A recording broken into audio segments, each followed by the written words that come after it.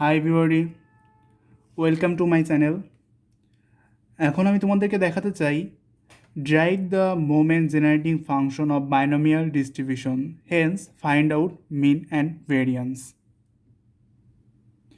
অর্থাৎ এক্ষেত্রে কোশ্চেনটি হলো derive the moment generating function of binomial distribution, hence find out mean and variance.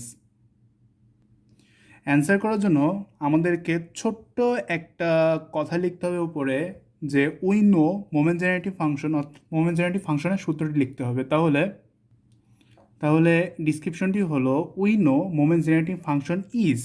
এবার আমরা মোমেন্ট জেনারেটিভ ফাংশনের সূত্রটি লিখব। মোমেন্ট জেনারেটিভ ফাংশনের সূত্রটি হলো m x T equal to e ছোটো হাতের e to the power t x, অর্থাৎ m x T equal to e bracket দিয়ে ব্র্যাকেটের ভিতরে ই to the power t x. আচ্ছা, আমরা আগে জেনেছি যে মিন বের করার ক্ষেত্রে আমরা দেখেছি ই অফ এক্স এই সূত্রটি হলো সামেশন এক্সের মান 0 থেকে এন পর্যন্ত এক্স ইন্টু পি এক্স, অর্থাৎ এখানে এক্স জন্য এখানে এক্স হয়েছে। তাহলে এখানে ইর জন্য আমরা লিখতে পারি N summation x equal to 0, অর্থাৎ এক্সের মান 0 থেকে এন পর্যন্ত। এই জায়গা যেহেতু এক্সের পরিবর্তে যেমন এক্স হয়েছে, সেখানে এর পরে এখানে ই to the power t x আছে, তাহলে এখানে ই to the power t x হবে এবং যেটার পি অফ এক্সটা বসে যাবে। এখন পরবর্তী লাইনে N summation x equal to 0 E to the power T of x, সেমভাবে এখানে এটা বসে গেল। এখন শুধু পরিবর্তন হবে পি অফ এক্স। আমরা জানি পি অফ এক্সটি হলো বাইনোমিয়াল ডিস্ট্রিবিউশনের মেন সূত্র। তাহলে পি অফ এক্সের সূত্রটি হলো N C X P to the power X Q to the power N minus X. এখন আমরা এতটুককে আবার সেম লিখি, N summation X equal to 0। এখন দেখি ই to the power t x, এর ওপর টি আর এক্স আছে এবং পি এর ওপরে এক্স আছে। তাহলে এখানে এই দুইটার ওপরে এইটা এবং এইটা দুইটার ওপরে এক্স আছে বলে আমরা লিখতে পারি e to the power T into p দিয়ে টোটালটুকের ওপর এক্স, এবং বাকি যেটুকু আছে সেটুকু আমরা সেমভাবে রেখে দিব N C X Q to the power N minus X. এখন আমরা দেখছি এক্সের মান 0 থেকে এন পর্যন্ত, অর্থাৎ এক্ষেত্রে যেসব জায়গায় এক্স আছে সেখানে আমরা এক এক করে মান বসাইতে পারি। মানগুলো প্রথমে যদি আমরা 0 বসাই, তাহলে আমরা লিখতে পারি এন সি 0, মানে এক্সের মান এক্সে যেসব জায়গায় এক্স আছে তাহলে সেই সব জায়গায় আমরা প্রথমে 0 বসাবো। N C 0 E to the power T into P to the power 0 Q to the power N minus 0। আচ্ছা, 0 পরবর্তী হলো আমরা 1 দিয়ে কাজ করতে পারি। তাহলে আমরা লিখতে পারি N C 1 E to the power T into P to the power 1 Q to the power N minus 1। এরপরে আমরা 2 দিয়ে লিখবো, 3 দিয়ে লিখবো, এবার ডট ডট করে আমরা লাস্ট হলো এন দিয়ে লিখবো। তাহলে এন দিয়ে আমরা লিখতে পারি N C N E to the power T into P to the power N into Q to the power N minus N. এখন আমরা দেখি যে এন সি 0 এর মান 1 এবং কোনো পাওয়ারের মান যদি 0 হয় তাহলে সেটার মান 1, তাহলে এখানে থাকে Q to the power N, Q to the power N,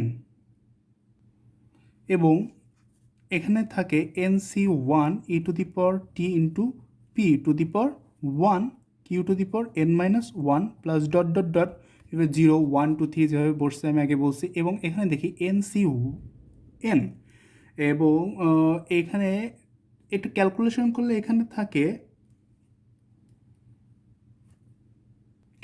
calculation করলে এটি থাকে P into E to the power T to the power N.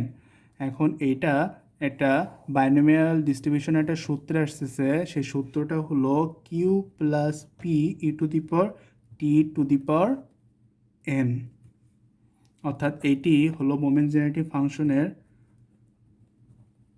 তৈরি করা সূত্র। এখান থেকে আমরা এখন মিন অ্যান্ড ভেরিয়েন্স তৈরি করব।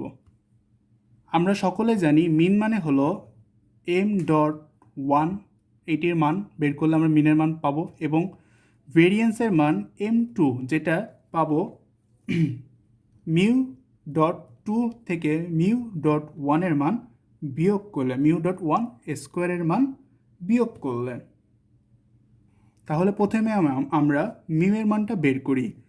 Mu dot one equal two mu dot one, আমি তোমাদেরকে মিউ ডট ওয়ান মানে হলো আমরা যে সূত্রটা পেয়েছি এম এক্স টি থেকে, যেটা মোমেন্ট জেনারেটিভ ফাংশনে, ওইটাকে ডিফারেন্সিয়েশন করতে হবে। ডিফারেন্সিয়েশন করা মানে মিউ ডট ওয়ানের মান, অর্থাৎ d d t into m x t, যেখানে টি এর মান 0। এখানে আমি তোমাদের আলাদা করে একটু লিখে রাখি যে এম এক্স টি আমরা যেটা পেয়েছি, M x T equal to Q plus P E to the power T to the power N, অর্থাৎ এটিকে ডিফারেন্সিয়েশন করলে আমাদেরকে আসবে হলো এটা হলো X to the power N, অর্থাৎ আমি তোমাকে আগে দেখাই D D X into X to the power N. আমরা আগে যে সূত্রটা জানি, অনেক আগে থেকে এই সূত্রটা আমরা জানি যে এখানে ডিফারেন্সিয়েশন করলে হয় হলো n x to the power N minus one, তাহলে একেও ডিফারেন্সিয়েশন করলে হবে n q plus P E to the power T to the power N minus one into P E to the power t. তাহলে এখানে যেমন differentiation করে পাইছি মানটা আমরা এখানে বসাই দিতে পারি n n q plus P E to the power T N minus one into P E to the power t, যেখানে টি ইকাল টু 0।